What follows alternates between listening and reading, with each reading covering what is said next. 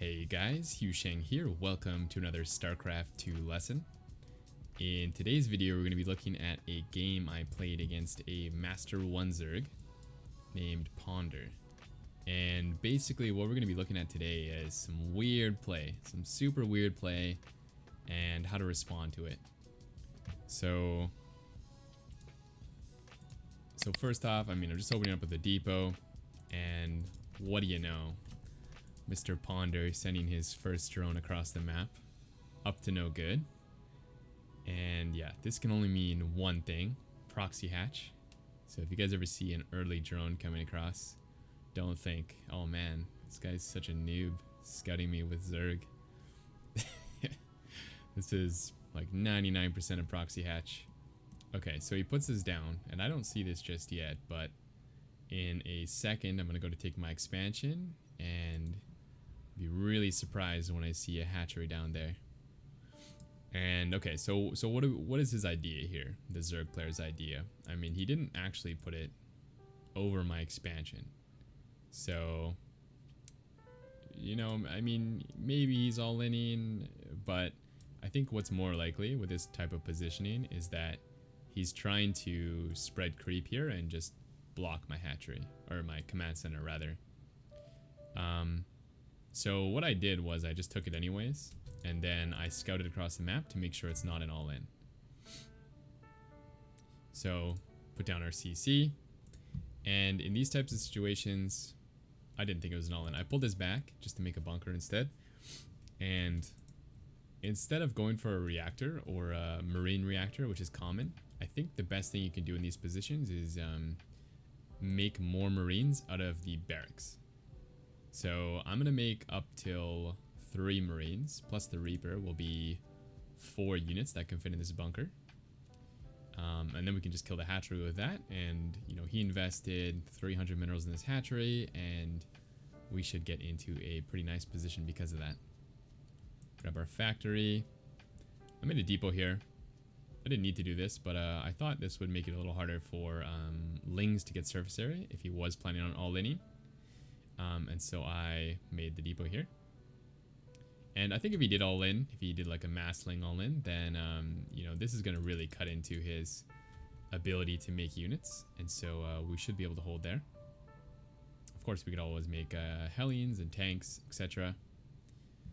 Now here he makes a mistake that lets me see for sure what he's doing. So he has this, you know, he's making the overlord speed, and so we can see here that he's not researching anymore. It stops moving as much, and he's popping overlords, and we can see that they're fast overlords. So from this position, I know that he's no longer 100% doing an all-in, and so we can send out this Reaper to scout, and then I can play a very straightforward game. So the next thing I want to know is, did he take a third base? Is this a game where I can play normal and get Hellions, or is this a game where I need to play a little more safe and maybe get tanks? So I come in here with the Reaper, and I see that the Queen's building. Again, you can see the Queens are building because the hatchery shakes more. And I also see a bunch of drones, so he's really not all-inning, and he also hasn't taken a third hatch. So my plan from here is just to play, you know, really safe, get some tanks, go up to a regular 3 racks, and then play it out from there. So normally my build is Hellion Liberator, so I'm gonna try to like get as close to that as I can. So I'm gonna get a tank here, and then I'm also gonna start a Liberator. This definitely could have started earlier, for sure. Building up our SCVs. We can see on his side that he's just playing really weird. Like, he's got his layer on the way, so it's not really clear what he wants to do. He doesn't have a roach warren yet. There he goes. He starts that now, and he's also getting an evolution chamber. So this is just like super non-standard play, very weird. And I'm going to show you a main idea that you want to be, like how you want to be progressing your tech when you're playing against these very heavy 2-base weird styles. Okay, so normal 3 racks progression. So we make 1 air unit, we make a tank or 2, and then we start swapping these buildings and going into 3 barracks production. I'm also getting 2 E-bays, and you want to get these because 2 base play is oftentimes muta. I gave you a little sneak peek. You can see the infestation pit coming down, but oftentimes it's muta. And so by getting these fast E-bays, you can build some turrets. And obviously you want these E-bays anyways. So throw it on the E-bays. And now we need to know what he's doing. So we should see me scan here in a little bit and try to figure it out. But in the meantime, I'm going to just finish saturating 2 bases, and I'm going to do swaps. I totally mess up these swaps in this game because I'm used to having a reactor done right now and the tank done. And so I'm usually swapping these 2 buildings. But you'll see me mess that up atrociously in a second. And did I drop that scan? I did drop that scan. Okay, so I dropped the scan a couple seconds ago, and I saw that the infestation pit was started. So my initial impression was this is going to be swarm host. So that's my impression right now. He's also getting roaches. And let's see how I progress here. This is the important part, actually. Right now is where I want you guys to focus. So we're going to cut workers here at 44-ish. I might make a couple more, but roughly 2 base saturation is where you want to stop. And the reason for this is because if you compare my economy to the Zerg, we both have about the same amount of workers. And so Terran is winning in this position. Like, as long as Zerg doesn't have this base up and they don't have more workers, then Terran's winning. So there's no real reason to make more SCV here. We might as well stay safe, cut really hard on workers, and then add more production so that we can really pump out units if we need to, if they're all inning. And this is going to keep you way more safe, and it's not going to put you behind economically. So it's a win-win. So I do this swap. This is where I should have stopped swapping, by the way. I mean, I swapped these over for reactors. So I have tech lab to reactor here, and a tech lab here. But for some reason, I swapped the starport again. So maybe this was a late night game. I can't remember. But yeah, so I'm pausing here on SCVs, and I'm throwing down 2 more barracks. So we're up to 5 barracks. And some of you guys might notice that this is the exact same setup that I showed for my hyper aggressive Terran vs Zerg guide. And it's kind of the same idea. Like, we want to be able to make as many units as possible off of 2 bases. So we're just going to get these production buildings faster than you normally would. This is not the normal time. Someone in that last video was like, what do you mean? This is exactly how you do it normally. No, it's not. This is way faster. This is like 10 SCVs faster.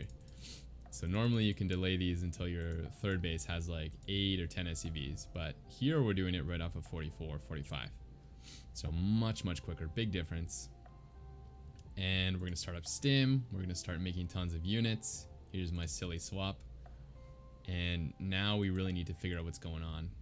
You know, is he actually macroing and building a lot of drones here, or is he doing like a roach ravager all in right now, or muta? I guess he's not going muta. We saw the infestation pit, but you know, is he going to attack us with swarm host? You know, what exactly is going on? So I'm poking in here. I see some queens. I don't really care about doing damage. Again, we're already winning in that regard, so that's not the main priority here. So I'm going to rotate this around, and I'm going to see, you know, what's going on at this 3rd. It actually might have been better overall to just come straight here, to be honest, in retrospect. So, okay, I guess I'm not doing that right now. We'll get back to this apparently. Okay, another thing we're doing is, again, we're worried about swarm host. Like, if we go back to my vision, you can see that I have only seen the infestation pit, so in my mind, it's most likely going to be swarm host. So I'm pumping out units, and I'm also trying to get more vision. I'm a little worried about this area. It's a common place to drop a nidus. So I have this marine scouting. And then in a few seconds, I'm also going to try and take over this area, and maybe this area.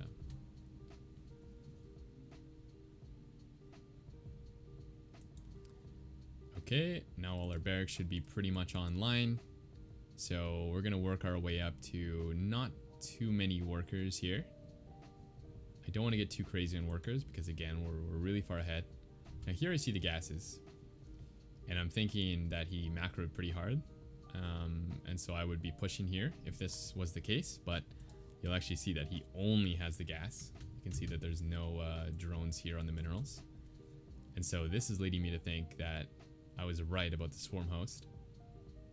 Something that needs a lot of gas. And so I'm really going to start spreading those marines like I just mentioned. So this dies. This doesn't matter.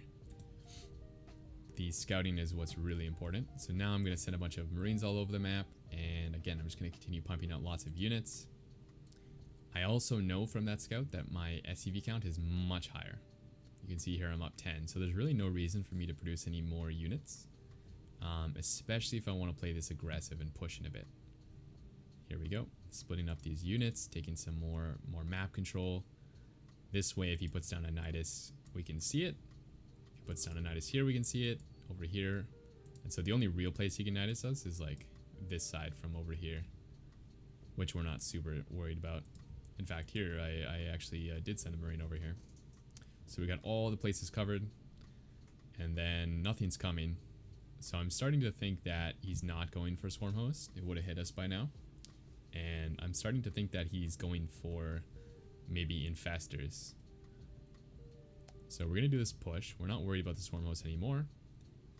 And we just finished our 1-1 upgrades. We're almost done combat shield. And so this is going to be a really, really strong push. Where we can hopefully deny the 4th base, was my idea. So pushing out here.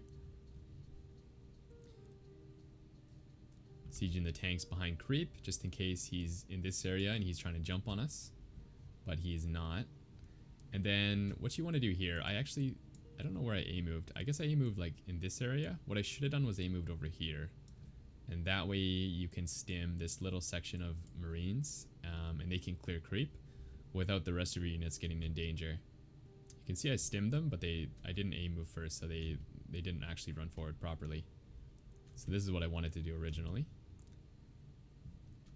And here we see that he's playing 4 Infestor Master Roach, which is really, really bad, to be honest. But the thing is, even though this style is really bad, it's if you aren't taking the precautions like this, and you aren't, if you're pushing too early and stuff, then it's really easy to lose games.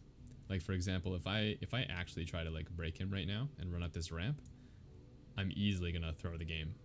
So that's a terrible idea. We should just play it safe here and back up and know that he doesn't have any workers. So the longer this game goes, the more we're getting ahead. Okay, another way we know we're ahead is you click on his roaches and you see that he's +1 and we know that we're 1-1. So again, no reason to push here. Even though we're playing a very aggressive style, we know that we are actually ahead in economy. But what I will do is just rotate over here and go over to deny this other base. Just play it very slow. Siege up here. Deny the 4th. That doesn't actually happen in this game. I looked in the replay. I couldn't actually see these. They were pretty hidden. But I know that they're on the map. And so right here, I'm getting ready to engage, thinking the infestors are coming over here. And I do a scan. And unlucky for him, they were like right beside my army. And of course, he's pretty all in. So if he doesn't win this battle, he's pretty screwed. And there we go. GG. So pretty straightforward game, reacting to the 2 base and the 3 base.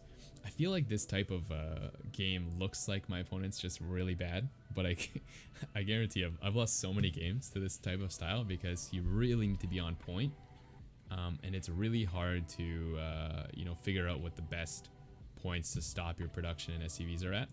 So hopefully this helped some of you guys struggling against these very abstract players, and you enjoyed the video. So make sure to like it. That really helps actually to get my videos out there. So make sure you do that, and I will see you in the next one.